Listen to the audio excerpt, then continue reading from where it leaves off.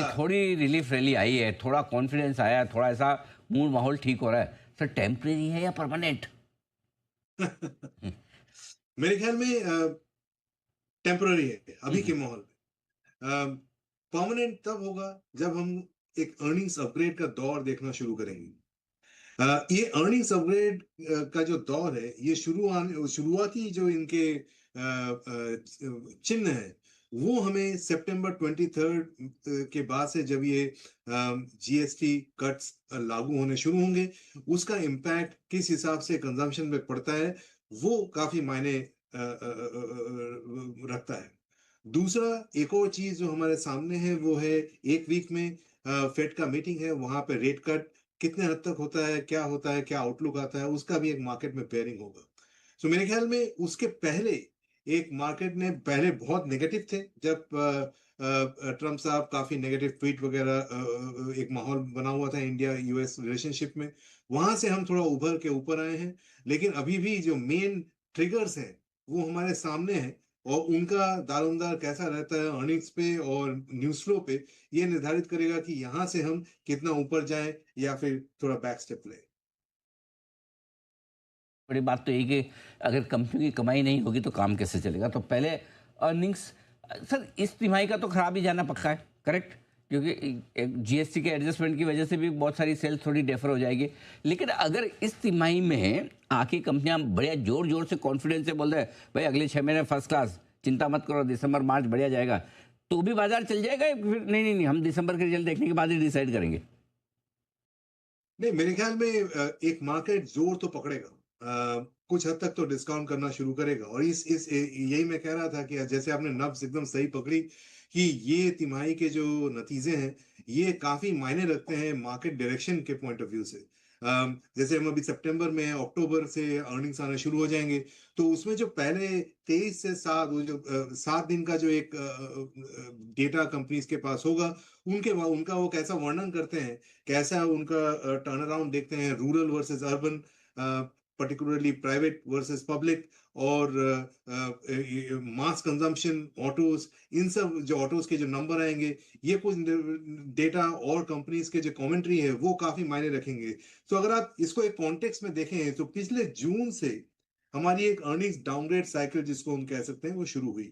वो पिछले जून माने जून 2024, वहां से हम इलेक्शन में गए, और वहां से जून से दिसंबर के बीच में डिसीजन मेकिंग पैरालिसिस सी हो गई, जहां पे गवर्नमेंट तरफ से और demand stimulus point of view से कुछ देखने को नहीं मिला। वहां से धीरे धीरे डिसीजन मेकिंग पिक हुई, गवर्नमेंट ने कुछ मेजर्स भी किए जिससे कंजम्पशन बूस्ट होने के आसार हैं। अभी उनका नतीजा आना अगले क्वार्टर के रिजल्ट्स में सामने है। सो कमेंट पहले कंपनी के कमेंट्री में, फिर नंबर में, दिसंबर क्वार्टर नंबर्स में दिखने का अंदाजा है। मेरे ख्याल में इसमें तेजी दिखेगी, पर्टिकुलरली ऑटोज के नंबर्स में, पर्टिकुलरली जो एफएमसीजी के नंबर्स में जो इस क्वार्टर के नंबर्स में नहीं दिखेगी, बट उनके जो कमेंट्री है उसमें थोड़ा बहुत पॉजिटिविटी आने का आसार है। तो इन दो जगह में दिखेगी, वो कितना ब्रॉड बेस्ड होता है वो अभी के लिए एक क्वेश्चन मार्क है। और एफआईएस की बिकवाली थोड़े ठंडे होने के संकेत है, अभी खरीद नहीं रहे। क्या लगता है आपको कब तक लौटेंगे, किस ट्रिगर पे लौटेंगे? मेरे ख्याल से उसका सबसे बड़ा ट्रिगर तो इंडिया यूएस रिलेशनशिप है। उसमें एक जैसे ही देखिए, ट्वीट्स का जो एक सेंटिमेंट इंडिकेटर अगर हम प्लॉट करें, तो जैसे ही वो एकदम नेगेटिव से थोड़ा पॉजिटिव हुआ, हमें थोड़ा बहुत एफआईआई के खरीदने बिकवाली के आंकड़े में थोड़ी सी चेंज देखने को मिली। मेरे ख्याल में इसका अगला पड़ाव जो है वो अगले वीक के जो रेट कट पे भी डिपेंड करता है। अगर रेट कट हो जाती है तो ये इमर्जिंग मार्केट्स के लिए, पर्टिकुलरली इंडिया के लिए बेहतर होगी। उसके आगे इस पे भी निर्भर करेगा कि जो हमारे ऊपर 50% की टैरिफ लगी पड़ी है, वो अगर हट जाता है, तो उसमें से तो एक और पॉजिटिव आने के चांसेस हैं। तो कुल मिला के जहां से हम आ रहे हैं वहां से नेट नेट शायद पॉजिटिव ही हो। कितना पॉजिटिव होगा, ये आगे के कुछ शॉर्ट टर्म में अगले 1 महीने में मालूम क्लियर हो जाएगा।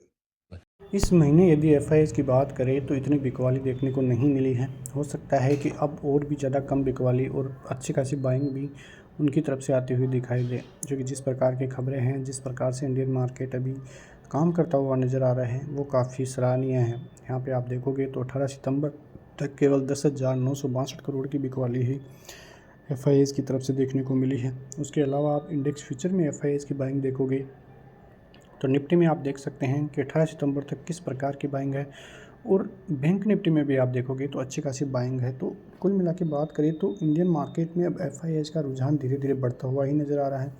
इंडेक्स फ्यूचर में तो अच्छी खासी बाइंग है जो आप देख भी सकते हैं, और धीरे धीरे जो सेलिंग का आंकड़ा है वो भी कम होता हुआ नज़र आ रहा है। यदि ऐसी ही बाइंग लगातार FIAs की द्वारा आती हुई नज़र आई और ये आंकड़ा FIAs का बढ़ता हुआ नज़र आया तो इंडियन मार्केट में एक बहुत बड़ी हलचल भी मचती हुई नज़र आ सकती है। लेकिन मंडे यानी कि कल के मार्केट के लिए कल की छुट्टी नहीं है, फर्स्ट नवरात्रि है कल की, और जो छुट्टी है वो नहीं है, ये आप सुन लीजिए। कल मार्केट ओपन रहेगा तो सोमवार का दिन काफ़ी अहम रहता हुआ नज़र आएगा, क्योंकि कई खबरें भी हैं जिनकी वजह से थोड़ा इम्पेक्ट जो है आता हुआ बाज़ार पर नज़र आएगा। सबसे बड़ी और पहली खबर की बात करें तो जो H1B वीज़ा जो कि अमेरिका जारी करता है उस पर जो नियम है वो बदलते हुए नज़र आए हैं। पहले 8 लाख तक 6 लाख तक के जो है वही लगता था, लेकिन अब 80-85 लाख रुपए H1B वीज़ा लेने के लिए लगेंगे। और ख़ास बात यह है कि करीब 72% जो लोग हैं H1B वीज़ा लेने वाले उनमें भारतीय हैं।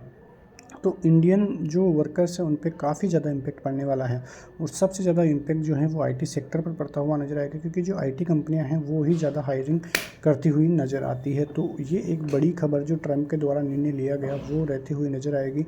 उसके अलावा कोई ऐसी खबर नहीं है जिसकी वजह से इंडियन मार्केट पर नेगेटिव असर पड़े। जो पॉजिटिव खबर आती हुई नज़र आई वो आई जापान की जो क्रेडिट रेटिंग एजेंसी है R&I, उन्होंने जो भारत की रेटिंग है वो अपग्रेड करते हुए दिखाई दी है। जहाँ पे पहले BBB था वो अब बढ़कर BBB+ की जो रेटिंग है वो होती हुई नज़र आई है। तो ये एक अच्छी जो है खबर है, और जो भारतीय अर्थव्यवस्था है उसके लिए भी जो स्टेबल आउटलुक है वो उन्होंने बरकरार रखा है। तो ये एक अच्छी और पॉजिटिव खबर इंडियन मार्केट के लिए साबित हो सकती है।